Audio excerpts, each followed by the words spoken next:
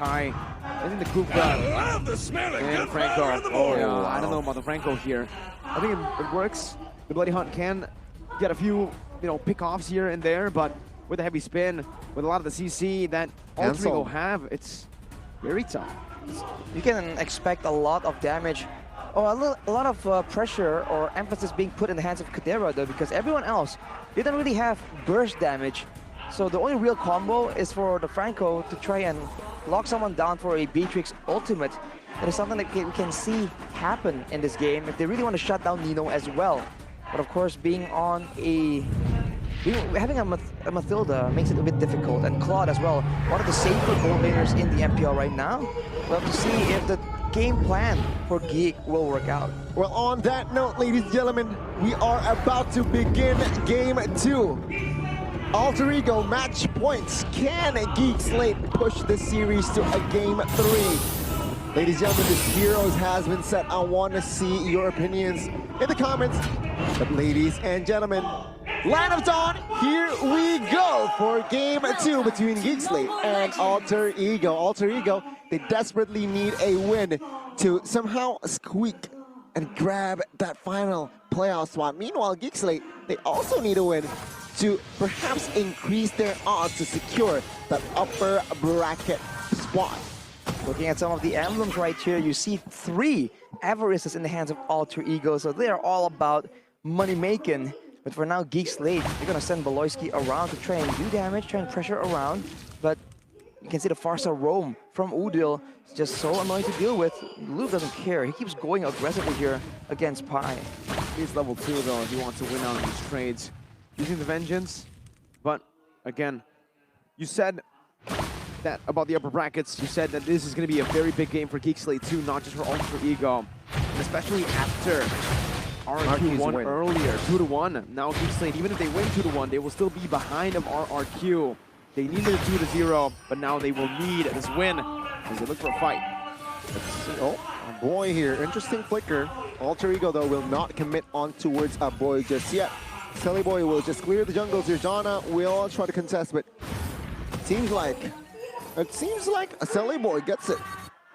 It's a similar story here. It's a similar story here between both the jungles. It's going to be Selly Boy against Jana, same matchup. That means that if Alter Ego can't secure good mid lane prio, then Selly Boy is vulnerable to being jumped on. But with the Mathilda and with the Farsa going up against the Yves, it seems like they are doing pretty okay. They have a bit of a lead even, being more proactive around the map, because not a single hook has landed from Beloy just yet. And the moment it does, though, that's the question. Can they withstand that aggression? But no, they go on him instead. Beloy with a flicker to get out right there, but the Feathered Airstrike is on point. The tracking there from the side of Udil just really well played as Boy pops in the real world manipulation. Is able to find the kill back as Jana now is going to be stunned up. Selly Boy's leaving the heavy spin, but he will be able to win out in the Red Tree battle. Circling Eagle onto a Boy. Now Luke going to be able to actually dish out the damage with the Vengeance. Now Rassi flickering out. Luke stunned up. Beloy looking for the Iron Hook. Ooh. Selly Boy gets out. Well, it seems like Geek Slate, they lost the neutral objective, and they lost somehow the fight as well. Alter Ego gets the tooth for 1. And take a look at the gold laners here, just both farming Arashi. Well, keep in mind though that Luke was able to take down Pi technically with the help of everyone. A Boy was the one picking up the kill, but having a strong EXP lane was definitely one of the win conditions for Geek Slate. So we'll see if that investment into that lane pays up later on. A Boy right here just being stuck in the lane due to 3 members shoving against him, because Beloyski is trying to be creative, trying to make sure that his movements aren't predicted, aren't read. He's gonna go for a bit of a cheeky play right here. It lands! Oh, Purify though, that's why the Purify is so good. The pickup from Nino saving him there. And it seems like now Jana will look for an engage here. Oh my god, fight! Bloody Hunt popped in, only onto the Roman right now. Splash's gonna be caught, but that's gonna be Nino who jumps in all the way, gets hooked over, has the battle mirror image to escape as Beloy now is looking for the trade. Oh. Nino still standing there, will be caught. Now Alter Ego looking for the play once again. Heavy spin, bringing Beloy all the way back to the turret, but it's not gonna be able to get enough for now. Udil knocked up, a Boy finds the kill! Right on the wall. SLATE-Boy now onto Jana, who's still going to be able to survive for a bit, but the Circling Eagle brings him back. Jana maneuvering around. It's going to be Rasi who finds the kill. Now, Chidera not landing that runner shot, but Geek Slate have taken back control of the lead. They got the momentum right here, winning there and getting a kill onto Nino in one fell swoop. Unfortunately, still losing members of their own, so not getting a lot of objectives on the map as far as turrets are concerned. But Chidera was able to actually take a lot of gold from the gold plating. Nino is still not far behind, finishing the DHS, but he is still far from being able to be a huge factor in these big team fights as the Iron Hook does not land. Oh my god. Another airstrike once again. Luke gonna be able to find a final slash now onto Udo. Real world inflation popped into the back line as well, trying to zone them away from the turtle contest. The bloody hunt is getting locked down right there. SLATE-Boy not able to contest for the turtle, but SLATE-Boy will be able to find the heavy spin. Now Luke jumping into the back line with the vengeance, with the resets. Finds another now with a vengeance once again. Jana finding the taunt. Luke with a final slash. Pi with the split. Still able to escape as the boy tries to poke him down. Geek Slate have solidified their gold lead in the 5th minute of the game. It's a 1-for-1, right? A kill for a turtle. But who do you think got the win there? I feel like it's even, right? Both these teams, even the late game, no one actually has a solid, very clear-cut advantage. I feel like in the early game, though, if Alter Ego can withstand the initial pressure coming in from the potential of Beloyski shutting the full game down using the iron hooks, they have a better chance of coming out stronger later on with Mathilda just shielding and healing everyone at the same time. So it's the difference of impact coming in from the roamer. Well, let's talk about the composition as well here, Arashi, right? Who do you think got the mid game? Who do you think will get the late game as well? Looking at the compositions here. I feel like as things go on, it becomes a bit situational, but I believe in a full-out fight, in a full-out brawl, especially later on with the neutral objectives at risk, I feel like Alter Ego has a better, more solid composition. But if Geek Slate are able to do their signature back and forth maneuver, kiting back and forth from the danger, they have the slows, they have the long range and spammable spells, as long as a Beatrix, to try and, you know, get an advantage in those poke/siege scenarios. So it's on Alter Ego to make the fight as messy as they want. And honestly, against an Arlet and a Franco, right, two very slow-moving heroes, it's very possible. As we take a look at Papulong here, one of our fellow Indonesian casters. He is definitely in the building indeed, as we are still waiting for that pause here, Arashi and Miracle. And yeah, I think what you said here is a little bit, it does make sense, right? Mid-game, late game, it's very, very situational when it comes down to it.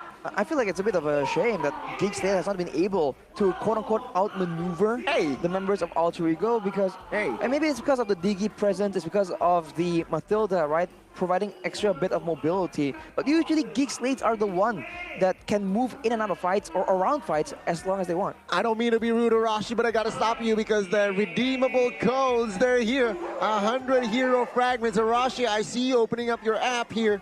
No, don't, right? Hey, Arashi, it's for the viewers. Give it to the viewers, It's for the viewers, Arashi. Put your Samsung Galaxy A34 down. Gani, put your Galaxy A54 down. I want it up. No. I want it up. Oh, look at it here. Oh, what is going on? You missed Papulong, by the way. You did miss Papulong. I did not miss Papulong. You saw him. Well, did you? You saw him, all right. Back to the Light of Dawn. 5 minutes in, ladies and gentlemen. Geek Slate with a slight gold lead here, so it's still anybody's play. Top side as well there. Glue Arlet, it seems like the head of the Infinity battle there. Okay, Beloyski missed that hook. Well, Geek Slate, in a way, the way they play is going to be very reliant on Nino, so it's a bit more one-dimensional. Whereas for Alter Ego, they can make plays happen with Pi, with SLATE-Boy, with Nino, and with Udil as well. So I feel like they have more ways to approach a fight, and that means that Geek Slate are the ones stuck just trying to predict, like, oh, is it going to be Nino jumping in with the Purify? Is it going to be SLATE-Boy engaging with a heavy spin? Is it going to be Pi jumping onto a boy? All these answers, all these questions, but no real answers, and very small goal difference for now. Look at the gold difference between the gold laners, though. This time it's Chidera who is winning out by a bit here against Nino, who was able to win out in the last game. So Beatrix, this is the lane that's just really good, right? I mean, Beatrix versus Claude is just a solid lane early on. Once Nino gets those item power spikes, though, it may be a different story. But for now, that's not the case. So, the laning is so even with the roamers still trying to make a difference as well. But here comes the big play initiated by the man himself. He's going for it, not going for the hook. He's juking him out. Bloody Hunt as well. Also, SLATE-Boy going to be able to lock him down to take him out in the turtle contest as Luke finds another. It's Nino who falls. Two incredible picks for the side of Geek Slate. 2.1k gold lead. Jana wants more. He jumps onto the flying bird lady as she flaps her wings to get out with a guiding wind. Still safe here. Hey! Take a look at the Talent's prediction though. It's only you who opted for Geek Slate. And my goodness, Geek Slate, they're looking good.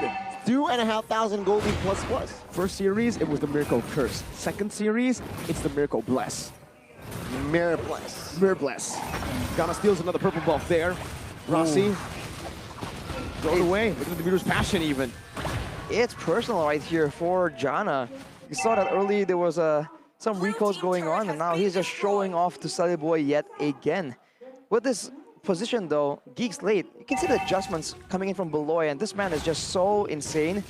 His iron hooks are being seen through, being dodged away, so he just goes in and just goes for the Bloody Hunt immediately. As Spy gets jumped on, will be able to escape. Luke goes down to the RWM. Luke is destroying that structure in the mid lane. Tier 1 falling. Geek Slate playing it really slow, learning from their mistakes. And Alter Ego still in somehow a very, very similar situation that they were in game 1. They were behind, structure-wise, they lost, and space-wise as well. Geek Slate, I feel like they need to change their stat here. They need to start and prioritizing to take, you know, oh my god, bot side. Every spin, only onto Beloy. That's the snipe dealing so much damage. That's a Renner shot as well, connecting onto Rossi. Wow, huge burst from so far away. That is one of the advantages, but Alter Ego can swing back with the Feather Airstrike. So far, that is only the Bloody Hunt that's being used up. The rest of Geek can still go for a play right here. Iron Hook on the Pi. Menace Rage as well. Pi is going to fall here to the Vengeance. Wow. No, he actually falls to the RWM. There, placed by a boy.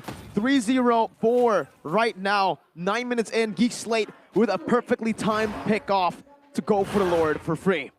Things are not looking good here for Alter Ego, and it seems like Geek Slate, they are repairing their damage, their mistakes here in game 2.